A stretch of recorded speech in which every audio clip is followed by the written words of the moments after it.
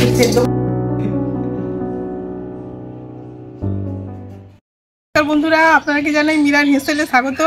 আমি আজকে শুশুনি শাক রান্না করে দেখাবো আমার বাগান থেকে তুলে। আর আমার চ্যানেলটিকে লাইক, শেয়ার, সাবস্ক্রাইব করে দেবেন। আর রান্নাটা দেখার জন্য পুরো ভিডিওটা দেখবেন।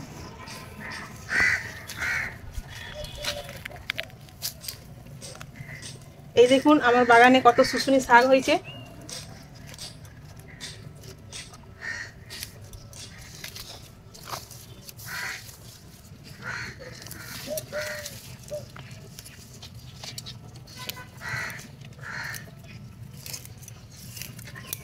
এখানে আমি কুলেখাড়া শাকও লাগিয়ে রেখেছি।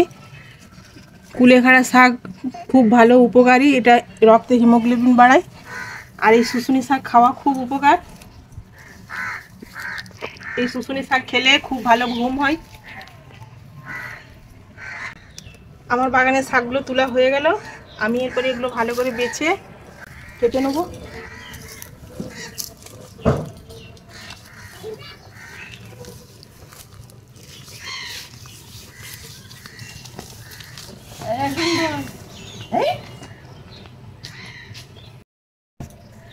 আমি এখন এই শাকগুলো বেছে নেব।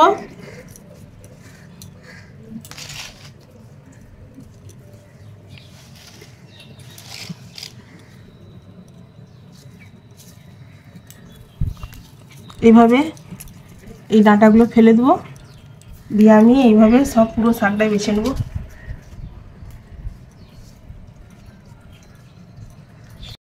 আমার শাকগুলো বাছা হয়ে গেছে। আমি এরপর এগুলো কেটে নেব।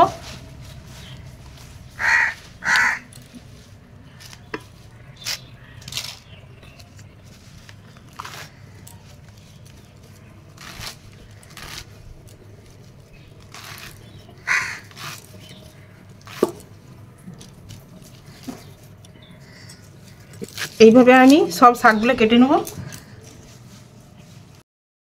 শাকগুলো আমার সব কাটা হয়ে গেছে। আমি এরপর এগুলো ভালো করে ধুয়ে নেব।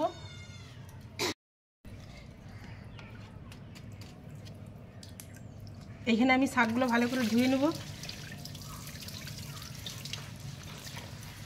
এইভাবে ধুলে নিচে যা কিছু থাকবে সব পড়ে যাবে।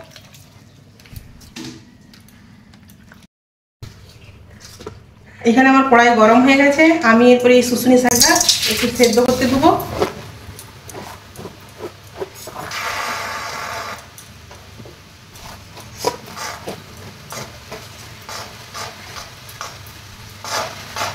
স্বাদ মতো লবণ দিলাম, অল্প সামান্য স্বাদ মতো চিনি দিলাম, দিয়ে অল্প একটু সামান্য জল দিয়ে ঝুড়িটা ঢাকা দিয়ে দিলাম।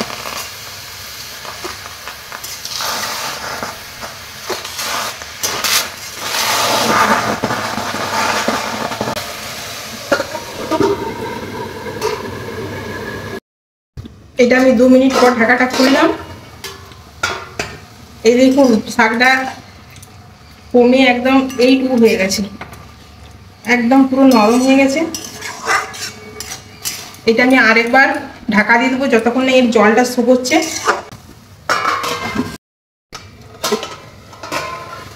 এখানে আমার শাক সেদ্ধ হয়ে গেছে। আমি এরপরে এই শাকটা নামিয়ে নেব। এটা আমি একটা পাত্রের উপর ঢেলে দিলাম। এই কড়াইয়ের মধ্যেই আমি একটু সরষের তেল দিয়ে দেবো।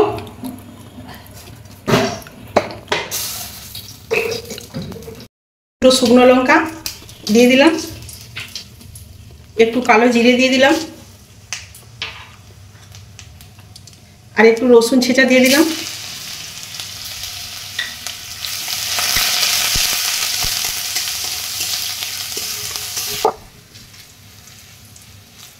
এখানে আমার রসুনটা ভাজা হয়ে গেছে। আমি এরপরে এই সেদ্ধ করা শাকটা এর মধ্যে দিয়ে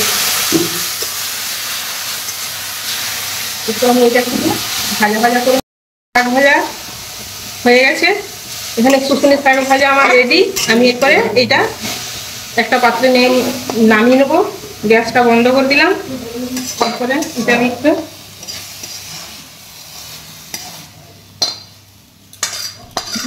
এটা খুবই সুস্বাদু শাক। চটজলদি 2 মিনিটের মধ্যে এটা রান্না হয়ে যায়। যে কেউ রান্না করতে পারে। খেতে খুবই ভালো।